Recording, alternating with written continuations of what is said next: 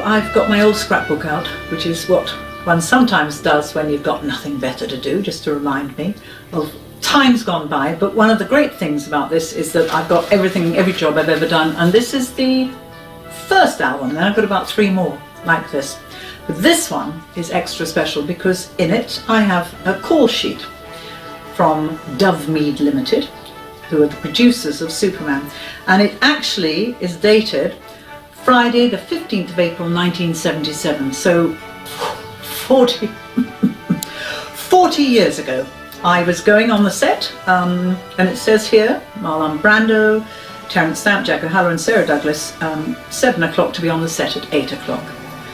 I mean, how extraordinary to think 40 years have passed, and of course, to work with Brando for an actress like me was just the best thing ever. He was an enormous superstar, and I'm delighted to say I've still got this lovely picture that he gave me with very kind words written on. See, we collect autographs too, but this is a lovely memento. Sadly, I didn't get one from Christopher, but I did get one from Marlon, and I will treasure it. But you know, people all the time are asking me about what it was like to work with Brando, and in fact, quite recently there's been a documentary out with him talking, and lots of interesting footage. My memories are really of a, what was I, 27-year-old actress working with somebody that was larger than life. And I know I've told the story before, but it bears repeating. He was very witty, very funny, delightfully charismatic, but he actually had a superstar aura. There's no question about that. You know, Gene Hackman was lovely and terrific, and I adored him, but he was like the guy next door, albeit a movie star next door.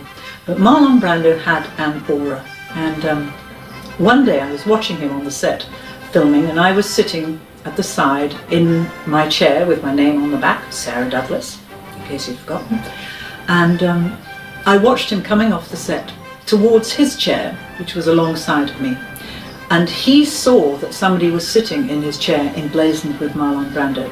And that was standard procedure. When the actors were off on the set, a crew member might just sit in their chair, but the minute the actor came towards the chair, the crew member would be out. But this crew member didn't spot that Brando was coming off the set.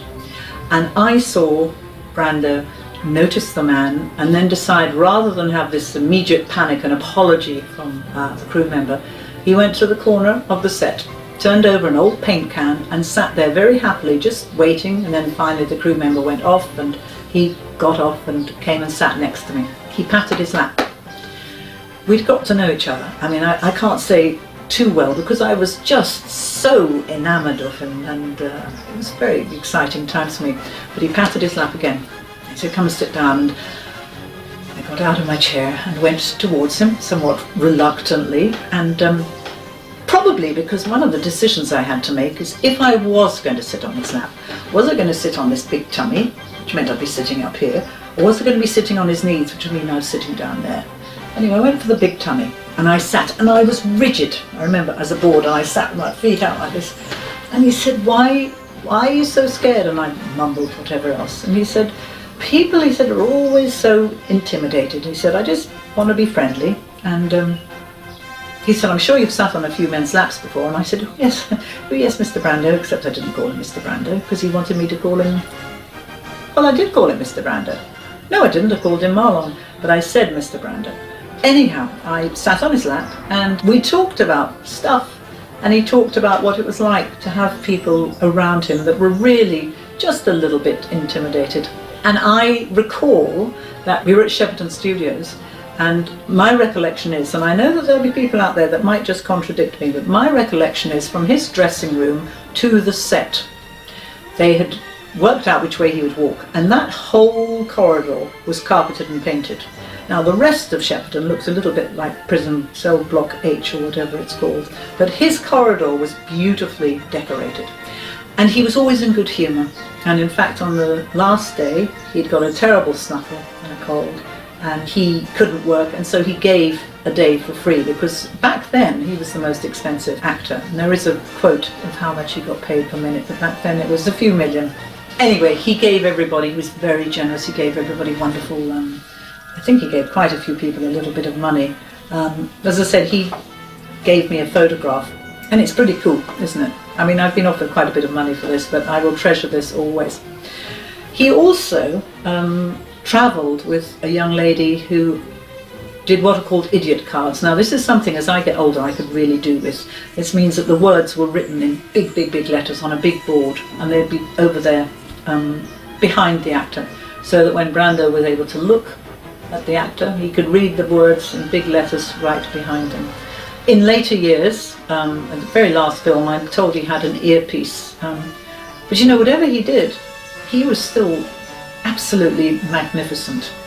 And those, was it 3 days we spent in the Fortress of Solitude with our feet burning and everything else? I can remember I say we laughed and laughed. He laughed and laughed. I think Terry Stamp laughed and laughed. I'm sure Jack did. I think I was a little bit less than, I was just so intimidated.